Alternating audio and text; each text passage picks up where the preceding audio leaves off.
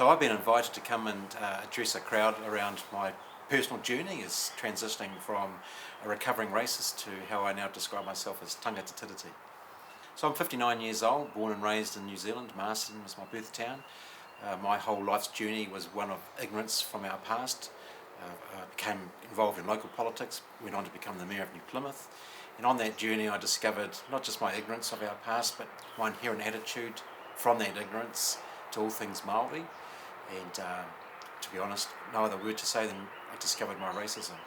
It's ongoing, I'm still learning, and I'm still learning what it means to be tanga Te Tiriti, transitioning from my ignorance, place of fear, to understanding that fear, coming to terms with that fear, addressing my own biases that I've had.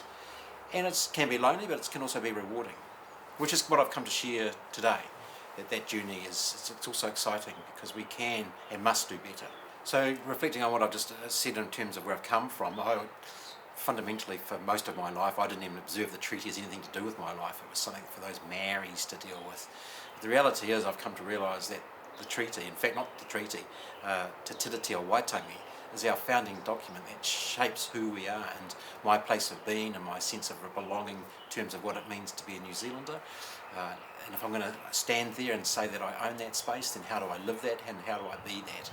And mostly for me, come to share is, it's like a rebirth in a sense. Or some might call me woke. And I'd rather be woke than asleep and been in the past. And I refer it to the founding document as Te Tiriti or Waitangi, because even the argument that we hear around democracy and majority rules, at the time at the signing of Te Tiriti, mana whenua, tangata whenua were the majority. So in that instance, of course, by the same argument of majority rules, then that treaty is the Te Tiriti is the one we live by. How do we do that? That becomes the challenge of non-Māori. And what we're seeing is all the gains that have been made for Māori and the relationship with myself in terms of non-Māori being torn down and pretty much forgotten about by our current coalition government. So that has to stop. Enough already. We cannot live like that. That's archaic, it's colonising, and it's destructive and tears us down as who we are. If you say, how does that affect me? If it doesn't affect you, then I would say you are living in a privileged space, and I'm challenging you to look at yourself first, because what does it mean to be a citizen of New Zealand, Aotearoa? What does it mean to you to have come through as a treaty partner, Te Tiriti partner? How do you live that? How do you shape that? Who are you voting for? What are you saying silent when these things are undone? And my message to, of course, the current government is, for heaven's sake, stop it already. The actions you're taking, from my perspective, and I was a mess, I've been under, it's not an opinion, I've lived in local government.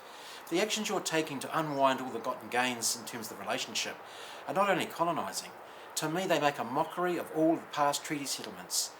Because what were you saying sorry for when you go and repeat the same abhorrent actions that you're doing now? So part of my message tonight is to let's find that out. Why haven't we done that? Let's make this the 7th, 1840, February 7th. Let's reboot and start as it must have and should have always been. Let's have that corridor around how we can work together as partners with Te Tiriti at the centre, a centric Te Tiriti nation. It's not something we should be scared about, it's something we should embrace. And we've had these sort of conversations in the past. MMP was a conversation we had as a nation to desire having greater representation for minority political views at a table. Well, that's one little step. Let's actually tear it down. Let's prove to the world how it can and should be done. I'm not scared of that, nor should anybody. It's exciting. If you're feeling triggered by this, I understand that trigger point. For 50 odd years of my life, I felt that trigger. The challenge to change, any true challenge of change, starts within yourself. You don't have to agree with what I'm saying. Who cares what some ex-mayor of New Plymouth's got to say? What matters though is how truthful you are to yourself. Because if you can't be truthful there, then what's the point?